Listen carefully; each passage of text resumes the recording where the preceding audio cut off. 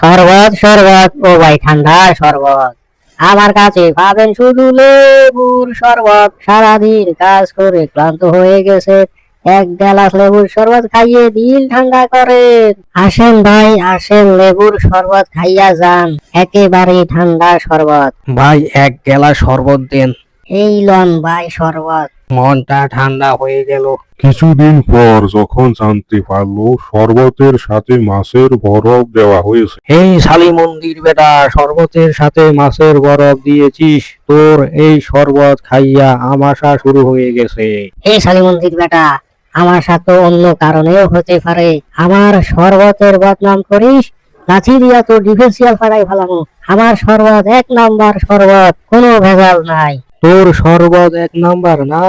আমার কথা না হয় বাদ দিলাম, তোর শরবত আরো যারা খেয়েছে তারাও তো অসুস্থ হয়ে গেছে তোর শরবত খেয়ে। আমার শরবত খেয়ে যদি কেহ অসুস্থ হয় তাতে আমার কি? আমি ব্যবসা করতে পারলেই তো হয়। যার ভালো লাগবে সে খাইবে, যার ভালো লাগবে না সে খাইবে না। তুই এত কথা বলিস কেন? আমি ভোক্তা অধিকার থেকে আসছি, তোরা নাকি 2 নাম্বার শরবত বিক্রি করিস, মাছের বরফ দিয়ে শরবত তৈরি করিস, 50,000 টাকা জরিমানা হয়েছে।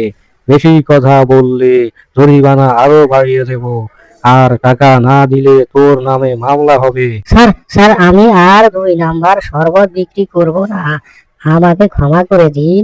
না না, কোনো মাফ হবে না, কোনো ক্ষমা হবে না।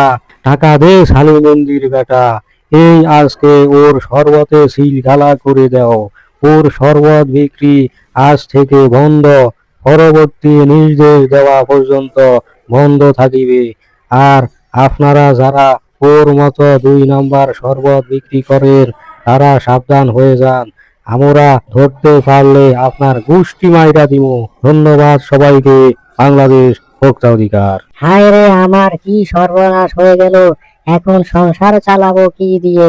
আজ থেকে 1 নাম্বার শরবত বিক্রি করব, 2 নাম্বার শরবতের পুষ্টি মারবো, 2 নাম্বার শরবত আর বিক্রি করব না।